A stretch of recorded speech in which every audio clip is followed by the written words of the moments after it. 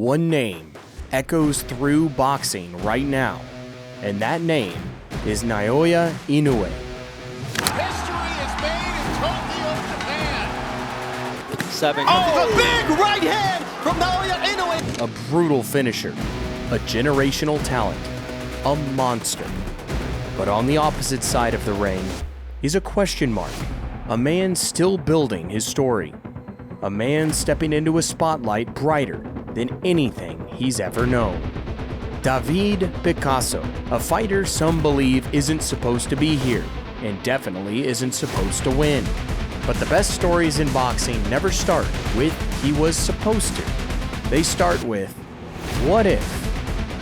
What if David Picasso beats the monster? Could he? You decide.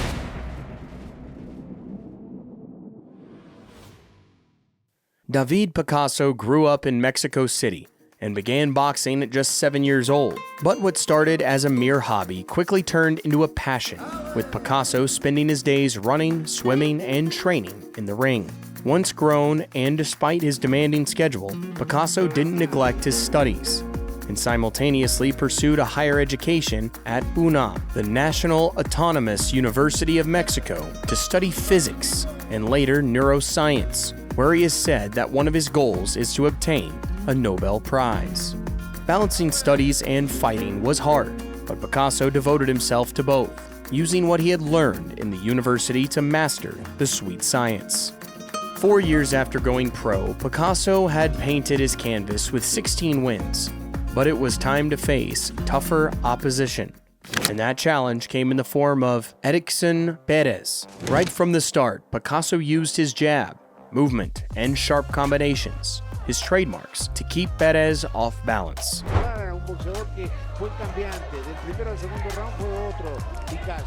Soon he started mixing in head and body shots to wear him down. As the rounds passed, Picasso's pressure mounted, and his punches grew heavier. By the 6th round, Perez was visibly hurt and unable to mount any real offense. With Perez taking too much punishment and not throwing back, the referee had no option but to stop the massacre and hand Picasso his 17th career win. It was his biggest up until that point. Another win later, Picasso battled Luis Millan and took things to a whole nother level of dominance. As soon as the fight started, Picasso used sharp punches and solid fundamentals to control the pace, outboxing Millan over the rounds.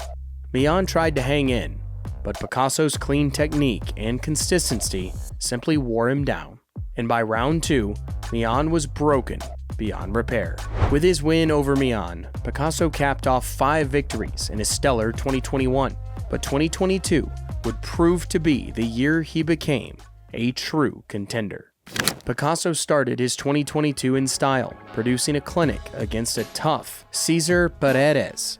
The Peruvian southpaw tried hard to make things difficult as soon as the fight started, pressing forward and landing shots, trying to trouble the Mexican.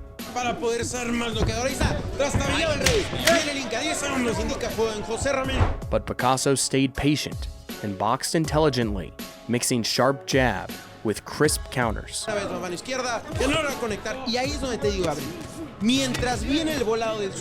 As rounds progressed, Picasso started changing angles and slowly taking control.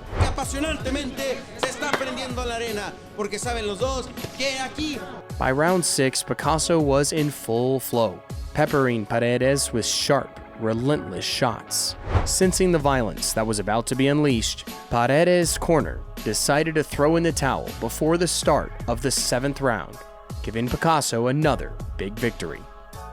In August 2022, Picasso continued his hunt against Pablo Gomez, another sturdy veteran who was about to be thrown into the lion's den. Picasso took control right from the start. He used a powerful mix of head and body shots to dominate the stockier Gomez. cuando esté adentro, alejarse con pasito lateral o alejarse con pasito atrás o con los guantes. Ya le veo las ganas. Ahí está lo que te iba a decir. El gancho al hígado sin... Gomez tried to fight on the inside, pressuring and targeting Picasso's body to overcome the reach and height disadvantage, but he couldn't sustain the pressure. Que le llega a la gente. Qué bonito gancho se lo... Representando a su universidad, a la Autónoma de México, a los Pumas. Si no hace que se uniforme todo su equipo también pintándose de blanco y dorado, Emiliano. Sí, el round está por acabar. As the rounds wore on, Picasso's punches got heavier and more accurate. Round 6 was the end game, as Picasso unleashed a hook to the liver that dropped Gomez to the canvas. Que ya se quieren ir. ¡Ay, primer knockdown! Y se le cae. No puede ser, Emiliano. And that was that. After defeating Gomez, Picasso was within striking distance of a title shot, but a few more hurdles were still there. The first of which was Alexander Mejia. As soon as the fight started, Picasso used his reach, sharp jabs, and crisp combinations to take control of the pace and keep Mejia under pressure. In the third round, Picasso dropped Mejia. Even though Mejia rose from the knockdown, Picasso's constant attack and precise heavy punches didn't let up, causing a second knockdown.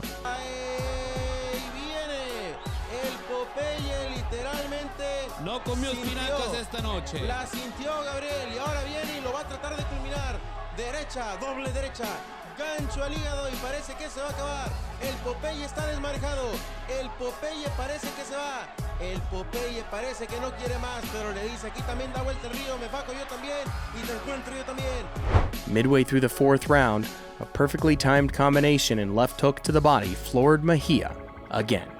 The referee was forced to stop the fight late in the fourth round and award another TKO win that reinforced Picasso's status as a rising contender. But there was still one more test to take before fighting for the belt, and it was his most capable one yet. In his first fight in 2023, Picasso battled 21-3 veteran Kevin Villanueva, who was gunning to derail the hype train, and he came out swinging to do exactly that. Yo le voy al boxeo. Cuidado, Kevin Villanueva. Va con todo, absolutamente. Picasso stuck to his jab and waited for the right moment to strike. Picasso kept firing his jab as Villanueva charged in with no mercy. La actitud de Kevin Villanueva me está gustando, ¿eh?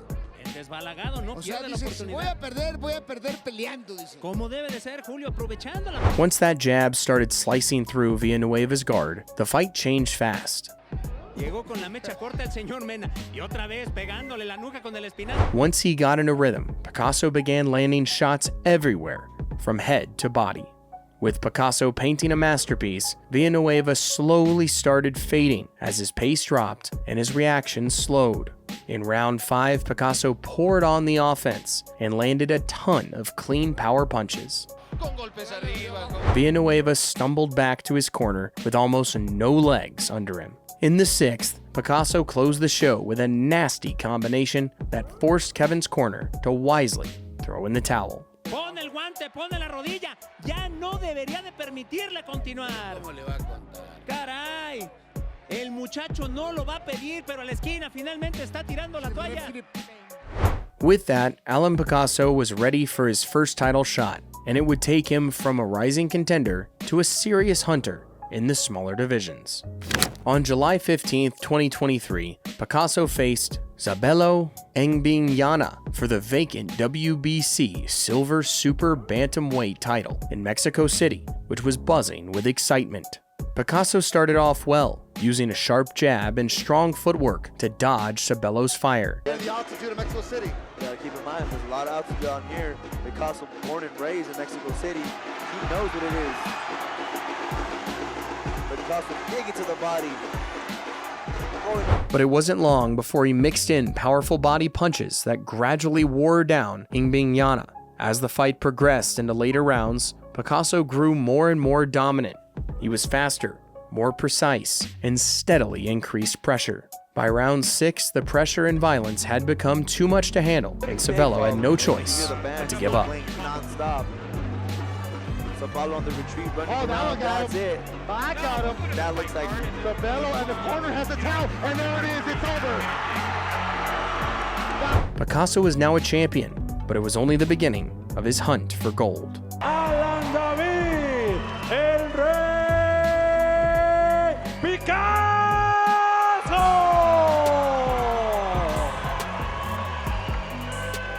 In October 2023, Alan Picasso faced Yaison Vargas, and it was a fast-paced battle that the faster man dominated. From the opening bell, Picasso controlled the fight with a sharp jab to set the pace and mixed in body shots that began to wear Vargas down. Vargas tried to pressure and land heavy shots, but Picasso's timing and distance management kept him largely at bay. In the second round, Picasso landed a devastating left hook to the body that visibly hurt Vargas. Y reposta con un gancho venenoso al hígado. Although Vargas beat the count, he was clearly shaken, and his corner wisely decided to stop the fight before things went from bad to worse. Le van a quedar unos segundos y no más. Boleto gratis al país de los sueños. Y eso fue lo que vimos de Alan David Picasso. Es correcto, gancho al hígado, después cierra con el gancho al rostro. Se va muy... Since Picasso's win over Vargas was a walk in the park, he knew he needed a major step up to test where he stood, and that test was surely the hardest of his career.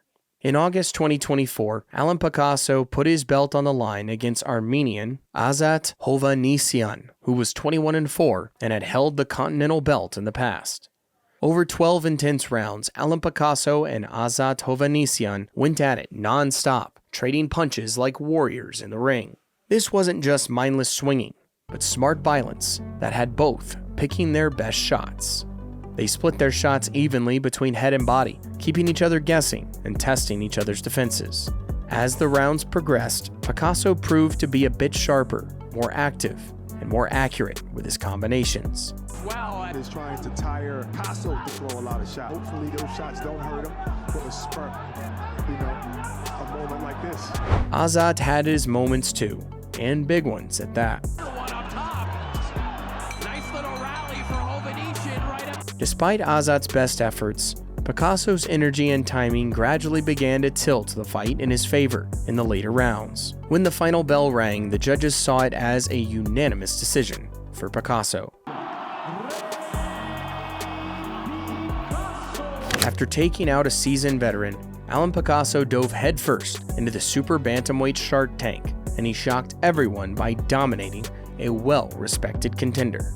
In July 2025, David Picasso faced Kiyonosuke Kameda in a thrilling super bantamweight clash that proved Picasso's case to face the great Naoya Inoue. Kameda came forward with speed and pressure early in the fight, landing sharp combinations and trying to disrupt Picasso's rhythm. Kameda looks big, yes, and he is aggressive. He is bringing the fight to Picasso, who's answering with big uppercuts. Picasso, however, relied on his signature jab and precise counters. Picasso kept control of the distance while gradually wearing Kameda down in the early rounds. The middle rounds were tense, with Kameda having moments of success and connecting clean punches. Picasso's consistency and ring IQ, however, began to tell in later rounds.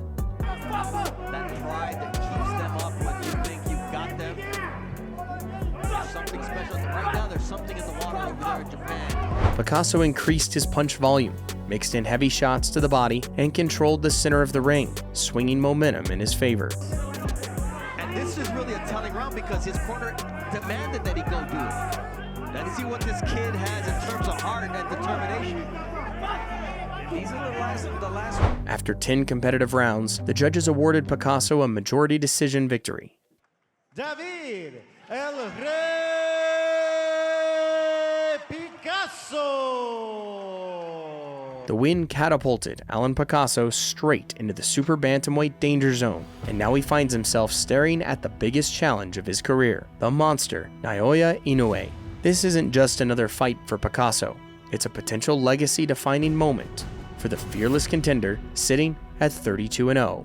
He's stepping up against a long-reigning, undisputed champion whom many consider one of the greatest fighters to ever lace up gloves.